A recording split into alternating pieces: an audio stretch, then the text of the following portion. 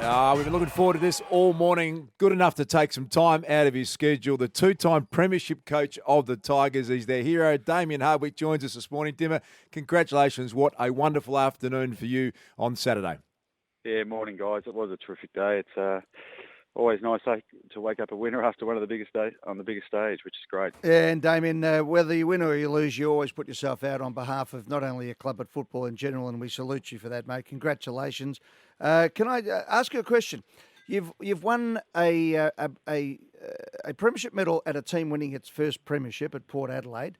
You won one at Essendon, one of the big clubs in football. You then were the drought breaker, if you like, for the Tigers in 17. And this year was one where you had plenty of time to look at it. Can you take us through the emotions in those grand finals? Crikey, that's a very serious question for this early. Well, in that case, just so they're grouse, we'll move on to the next question. Oh, look, they're all so different. You know, Yeah. I probably made the mistake of someone asked me whether, this one was more special than 2017. And the fact of the matter is, because you're present right here, right now, it feels so much more. Oh, it feels so much better. And we did do it tough this year. The adversity we probably went through, as a lot of sides did towards the back or the middle parts of the year, was, it was quite incredible how our guys hung tough and eventually got ourselves, healthy enough to give ourselves a real chance. And it was such an enjoyable year as a coach because it sort of changed throughout the course of the season. Like at stages we were like a young development side with the squad we went out there with, and then sort of when we got the majority of our troops back, we got back to the more Richmond style of game that we know and love. But I found it very enjoyable as a coach. Courage has never been an issue for you, Dimma, but the bravest thing you might have ever done, if the story is true, did you wander down Swan Street grand final night? Is that actually true? How did you get out of there alive? Yeah, well, I ended up being in bed by about, just after 1, I think. And then I woke up about 4 and my phone wasn't charged. And I thought, I was at the Pullman and I thought, well, bugger it. I walked back to the club and then I thought, I might as well walk down Swan Street while I'm there at 4:15. So, yeah, so there wasn't anyone there. There's a few cleaners cleaning up, but I was determined to get there at some stage, but no one else was there. So it was a bit disappointing. Damien, can I ask you about the story that's most fascinated me? I know you've answered a lot of questions around this, but Marlon Pickett, tell me about the selection process, because this is one of the greatest AFL stories of all time for me. I loved everything about it, him playing so well on the big day. But talk us through the process of whether you were going to pick him, weren't going to pick him, and how you finally made that decision. Yeah, it's a good question. It was it was a funny one because obviously after we won the Friday, we had a couple of boys, Jack Graham and Nathan Broad, that run us some injury clouds. And so we automatically just pulled out Camden McIntosh and Jack Ross. And so to be perfectly honest, Marlon wasn't in the frame then. He'd been a good player, but we thought, listen, first game, hasn't really played the system, got a reasonable understanding, but not a great one. And then all of a sudden he plays that bloody game on the Saturday, or the Sunday it was, and he lit it up and it's like, well, we started to get our heads around, could this possibly happen? 6-day break. And then I probably, after we spoke about it as a group of coaches on the Tuesday, we thought he was in, but then we're probably justifying reasons why he could go out, if that made sense, because it was such a big decision on the grand final stage. But I tell you what, I thank God we made that decision because he was simply wonderful on the day. And Dimma, can you tell us what he was like? He seemed the most relaxed, cool, calm customer, right through it. Nothing fazed him. When you actually sat down and said, hey, Marlon, you're playing a grand final, what did he say to you?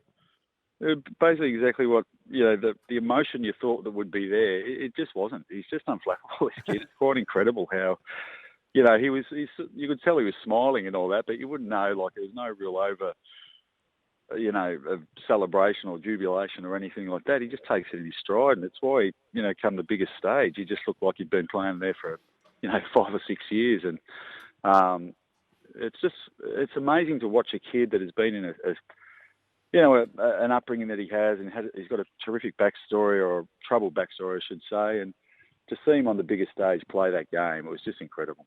Damien, what's the conversation like with the boys that you pull out of the VFL grand final at that stage? Because obviously you've pulled them out of the final to put them on back up for the grand final in the AFL, and then they actually don't get the opportunity to play either in the VFL or the AFL.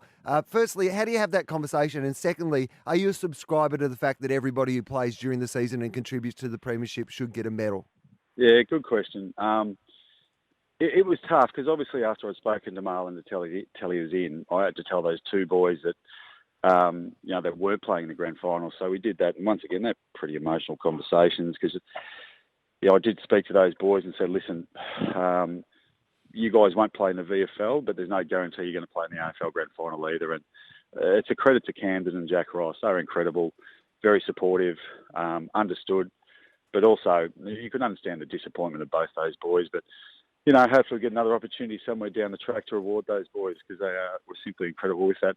I've always loved the thought of everyone getting a medal. I know it's not something that's done in our game, but, I think we consistently talk about team and, that it takes an entire squad to get you to where you are. And, we've got one guy that played one game and we've got a guy like Jack Graham who played probably 15 or 16.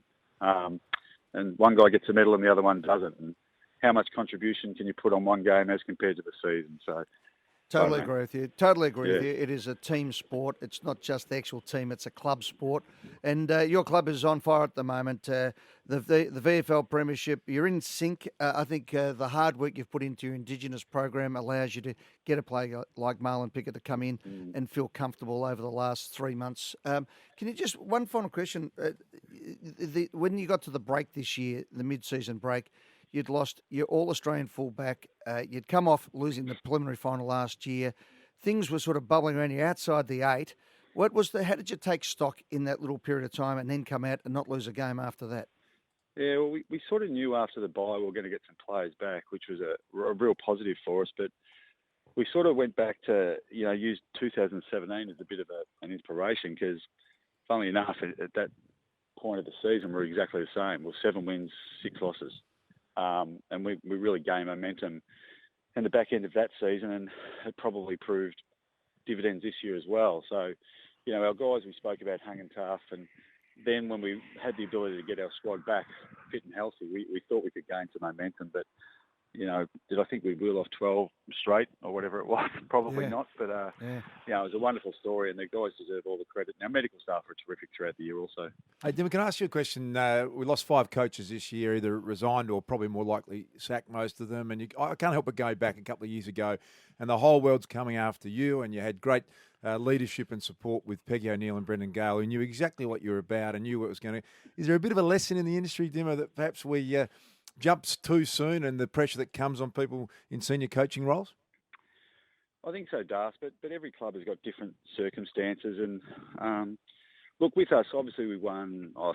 We made 3 final series before that. And we had a horrible year in 2016. There was no hiding from it. But as we said, we're very strong as a senior leadership group, especially with Peggy and Brendan. They've been wonderful supporters of mine and wonderful servants of our club. And we sort of knew that we had some things in place that we felt we could turn it around. But look, every club's different in those situations, so it's hard to base it on one case. But we were pretty strong in where we thought we needed to be. Dimma, the Saturday night is now just one of outpouring of emotion. Sundays for the fans, Monday for the players and the insiders. What's on today? No, a bit of a low-key one for me today. We had a bit of a drink last night, sort of thing, got together as a group of coaches and recruiters and held way clear of the players. I'm not sure what they ended up doing. But, they can do what they like for 6 months. Yeah, so we'll start our review process. It's one of the...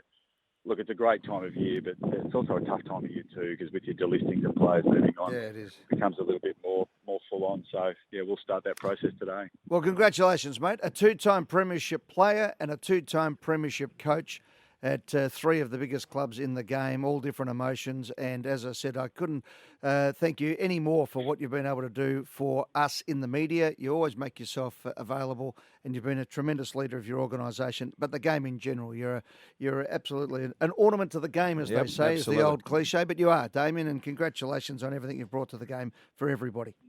Thank you, guys. Love your show too. Good on you, mate. Thanks, Damien. We appreciate that. And we'll just cut that up and play that right through the next 6 months, okay? We worked for 10 minutes just to get to that moment. That's all I've got to be honest with you. I'm so glad I didn't ask him the question if they're a better team without Alex Rance now. Good one to hold that one back, actually, Will. Yeah. I was about to roll that one around.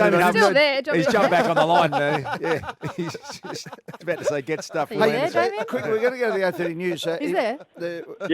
Hello. Go and ask him. Keep going, mate. Sorry, Dimma. I was going to ask, does this prove the theory that you're a better team without Alex Rance? Oh, no, he's a superstar. As far as I'm concerned, we've got the number 1 draft pick coming in our side next year, and Alex, he's a superstar. Can't wait to get him back. Well said. Go on, Dimma. Enjoy it, mate. Thank you, guys. Have a good day. Damien Hardwick joining us on Triple M's Hot Breakfast.